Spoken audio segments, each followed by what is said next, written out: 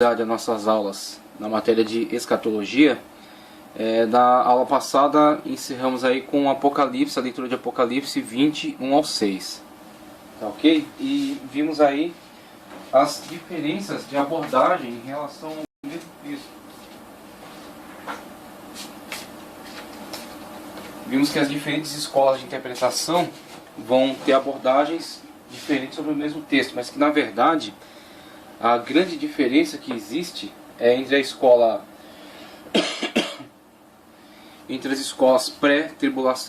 pré-milenista e as escolas pós-milenista e amilenista. As escolas pós-milenista e amilenista encaram essa questão do reino milenial, tá certo? Da questão do reino durar 1000 anos, encaram numa leitura alegórica, tá certo? Entendem que esses 1000 anos não são necessariamente um tempo cronológico de 1000 anos. Aí o pós-milenista ele dá ênfase ao sentido de que a igreja está construindo, está vivendo o tempo milenial, está vivendo o reino de Cristo na terra por meio da propagação do Evangelho, do poder de Deus, manifestado através da igreja, e está construindo esse reino milenial que na consumação terá a parousia de Cristo como um evento, vamos colocar inaugurador, mas não no sentido de dar início, mas no sentido de oficializar o período milenial, tá certo? Ficar a bandeira do reino de Cristo na conclusão do reino milenial. Enquanto os amilenistas já lançam um olhar sobre esse texto no sentido de não necessariamente haver essa construção do reino ao longo de 1000 anos, no sentido de construir um reino de Cristo na terra, tá certo? Que terá em algum momento terá um fim, terá uma certa limitação, mas sim que o milênio, essa ideia do reino de Cristo, expressa exatamente o poder dado por Deus à igreja para se estabelecer-se na terra, para reinar e para pregar, propagar o Evangelho. Que essa questão do reino e da limitação do reino, o reino que inicia, o reino que termina, não é importante. O importante é que Cristo reine sobre a terra, que Cristo reine através da igreja. E Cristo reina através da igreja, tá certo? Estabelece o seu reino aqui na terra por meio da propagação do Evangelho, e ao final, na parousia, virá estabelecer o juízo. Então a ênfase do amilenista é olhar para a parousia e para os eventos do juízo, tá certo? E a interpretação alegórica sobre essa questão dos 1000 anos. E a pré-tribulacionista, a pré-milenista, tá certo? A pré-milenista, subdividida em pré, mid e pós-tribulacionista, ela olha para esse texto de uma forma literal, tá certo? Ela olha para esse texto de uma forma literal, entendendo que a igreja não está vivendo o milênio ainda, em decorrência das situações que estamos vendo no quadro da história da humanidade, as tragédias, as situações de perseguição, as situações de recusa do Evangelho, tá certo? E inclusive a gente vai ver no desenvolvimento dessa escola uma certa visão pessimista que tem em relação ao transcorrer da história, entendendo que não vai haver antagonismo aí com a visão dos pós-milenistas, tá certo? Que aliás tem sido bastante desprivilegiada nesses dias. Então os pré-milenistas têm um ponto de vista mais negativo em relação à história da humanidade, no sentido de que não enxergam uma progressiva melhora, mas pelo contrário, enxergam assim que haverão pioras até o momento culminante do arrebatamento, do período de grande tribulação, estabelecido aí, faz interpretação também das 70 semanas de Daniel, tendo aí o desenrolar-se da última semana, já que estão vivenciadas as 69 semanas, conforme a interpretação que vamos ver mais na frente, e a 7ª semana de Daniel, logo após o arrebatamento, pelo menos conforme a visão pré-tribulacionista, tá certo? Pré-milenista entende o milênio conforme literal, ou seja, o milênio não está sendo vivido ainda, é para o futuro, então somos pré, tá certo? Estamos num período pré-milenista, e umas escolas entendem também que são pré-tribulacionistas, ou seja, antes da grande tribulação, dos 2 períodos de 3 anos e meio, a igreja será tirada da terra, será arrebatada. Essa é a visão, aliás, que eu entendo, que eu professo, que nós acreditamos. E aí encerramos então com esse texto de Apocalipse 20 e damos entrada aqui à escola simbolista amilenista. A escola simbolista amilenista.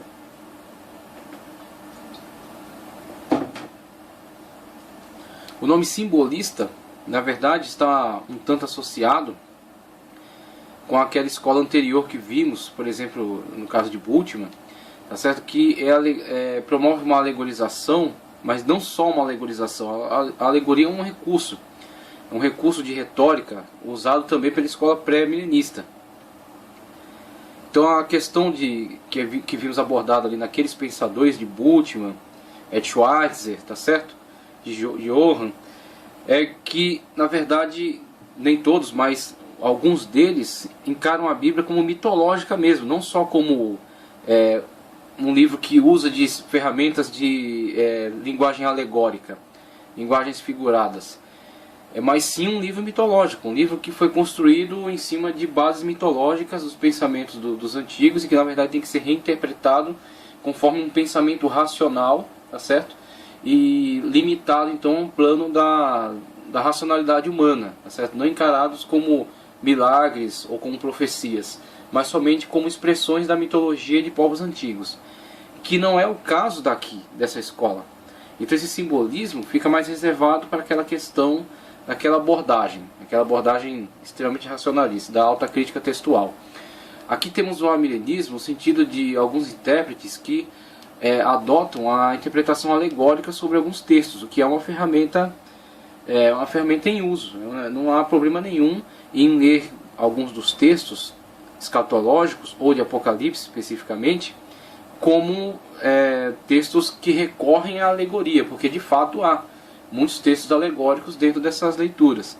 A questão é que alguns textos-chave, em que uma outra escola lê como literal, essa lê como alegórica, então por isso o afastamento.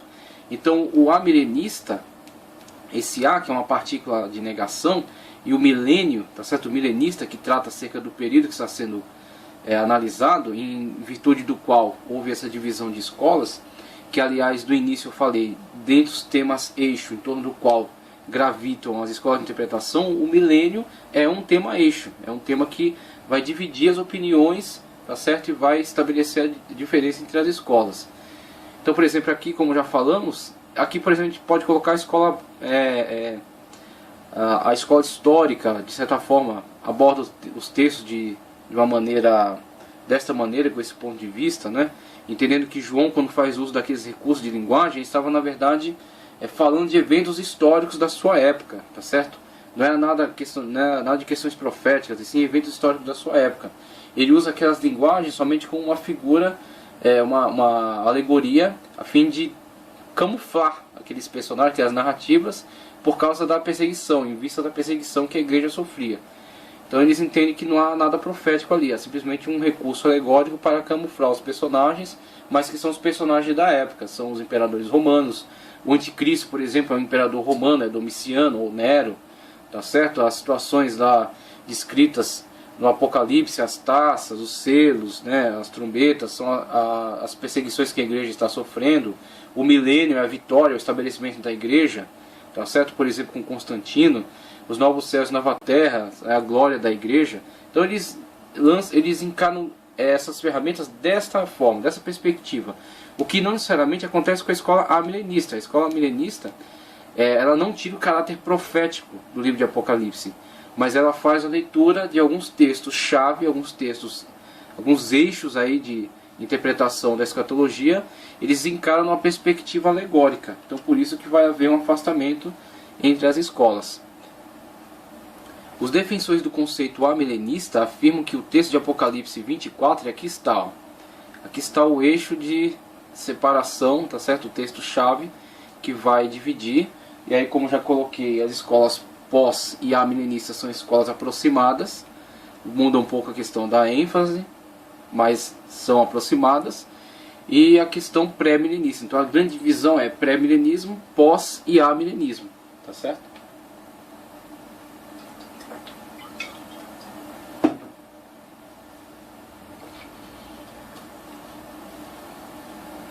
Afirmam que o texto de Apocalipse 20, verso 4, não deve ser interpretado literalmente, que é a interpretação proposta pelos pré-milenistas, e sim alegoricamente, por tratar-se de uma afirmação que diz respeito a um período de reinado de Cristo por meio de sua igreja na terra. Então eis aqui a forma como é lido dentro da escola amilenista essa questão do milênio, tá certo? Essa questão do milênio.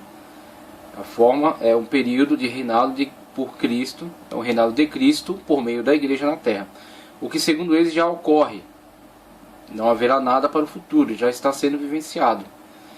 Dentre os defensores desse conceito temos João Calvino, um grande teólogo aí da Reforma, Benjamin Bewafeld, certo? Me perdoe aí a pronúncia, tá?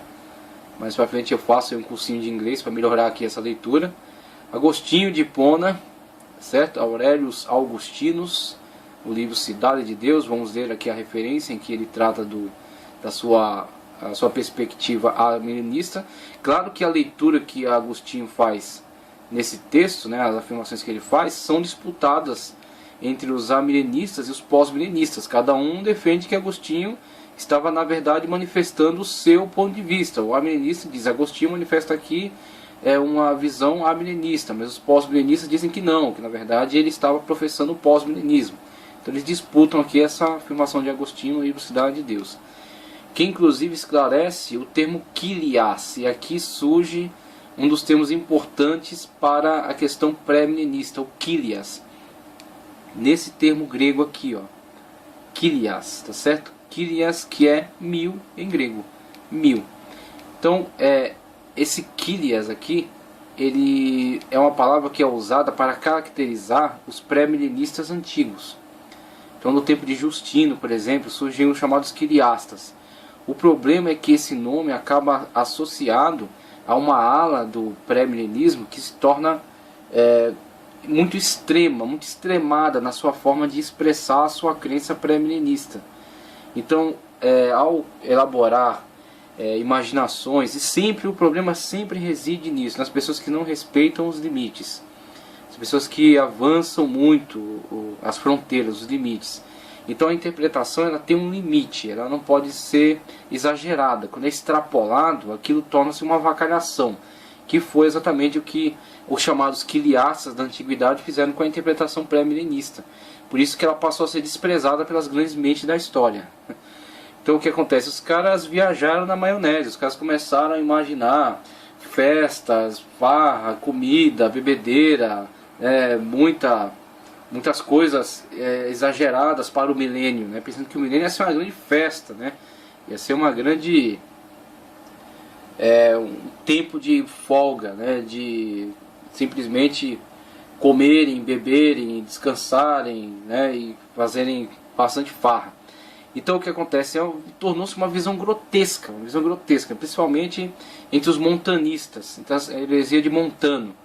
Então o que acontece? Quando condenou-se a heresia de Montano, se não me engano no Concílio de Nicéia, associou-se também essa condenação à questão quiliasta, porque os montanistas também contribuíram com esta avacalhação do pré-tribulacionismo, do pré-milenismo, através desses chamados quiliastas, tá ok?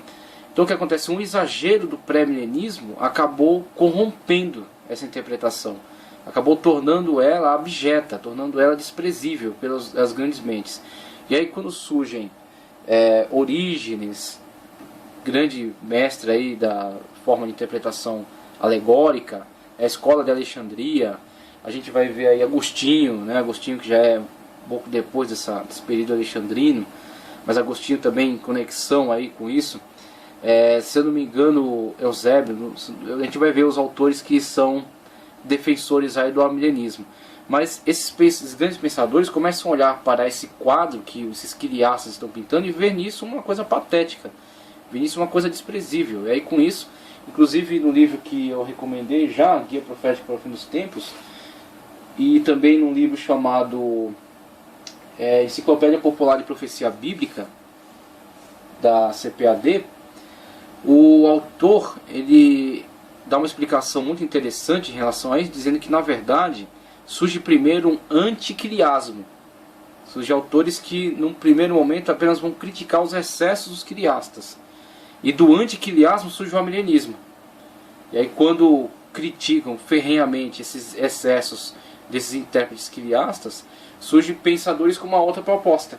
E aí surge a escola da alegorização. E Orígenes coloca essa coisa bem nesses termos, que a interpretação alegórica, na verdade, um passo para a visão espiritual. Ele chama de espiritualização da escritura. Então, em vez de fazer a leitura daquilo literalmente, como acontecendo no plano físico e real, ele lê que aquela questão é uma verdade espiritual. Ou seja, ela não necessariamente precisa de um tempo cronológico de 1000 anos e não precisa de um lugar físico para acontecer. Ela acontece espiritualmente através da vida de todos aqueles que estão envolvidos dentro do reino de Deus, que estão propagando a mensagem, que estão propagando, expandindo as fronteiras da igreja. Então, na verdade, isso é o milênio, independentemente se vai ter 1000 anos ou não. Outra coisa que os criados gostavam de fazer é marcar data, que é um erro reiterado hoje das seitas. Então eles falaram, vai durar até o ano 1000. Depois do ano 1000 será, na contagem que eles fazem lá, o ano 1000 da nossa era conclui 6000 anos de existência, e então entrará o ano sabático. Entrará o ano 7000, que será o milênio. Então essa também é um outro excesso do literalismo. É um outro erro em que incorreu o literalismo. Está evidente que estava errado, né? Não se cumpriu, não se realizou. A interpretação foi forçada. Então o que acontece? Com esses diversos erros quiastas, era impossível não surgir uma linha contrária a ela. E na verdade é louvável que tenha surgido, porque aquilo tornou-se algo ridículo. Então os amilenistas vieram com a proposta de corrigir estes erros de excesso dos quiastas, tá certo? No grego é Kyrias, ou Hilias, no grego, tá certo? Isso aqui é lido quase, é uma letra difícil de ler isso aqui. É um X, mas é quase um C, mas é uma coisa assim raspada na fala. Hilias, tá certo? 1000, no grego. Na verdade, deve ser encarado com a multiplicação de 100. Isso aqui é a proposta de Agostinho, tá? Então Agostinho pega aquele texto que Jesus usa, que aquele que deixar pai, mãe, irmãos, e receberá 100 vezes mais nessa vida e a vida eterna. Então Agostinho, a proposta que ele faz no livro Cidade de Deus é que na verdade aquilo é uma multiplicação de 100. Então 100 vezes mais, 10 vezes 100, 1000. E aí o 1000 seria a plenitude daquilo que Deus tem a dar para a igreja. Então do jeito que Cristo prometeu 100 vezes mais ao apóstolo, aqui a proposta é 1000. Que seja 1000, que seja tudo aquilo que Deus tem a fazer pela igreja será entregue à igreja nesse tempo. A igreja terá toda a plenitude daquilo que Deus tem a oferecer para ela sobre a terra. E com isso a proposta, aí os pós-milenistas abraçam aqui essa concepção e dizem: a igreja tem que dominar sobre a terra, tem que reinar sobre a terra, tem que dominar todas as áreas da sociedade, política, economia, pensamento, evangelismo, tudo. A igreja tem que tomar posse de tudo e tem que estabelecer o reino de Cristo na terra. E aí as duas escolas aproveitam aí dessa construção de Agostinho, tá? Número que é usado por Cristo para falar a Pedro sobre a recompensa, 100 vezes mais, para que tudo deixa pelo reino de Deus, tá ok? Então temos aí o desenvolvimento já da ideia de Agostinho acerca da interpretação que ele faz do 1000.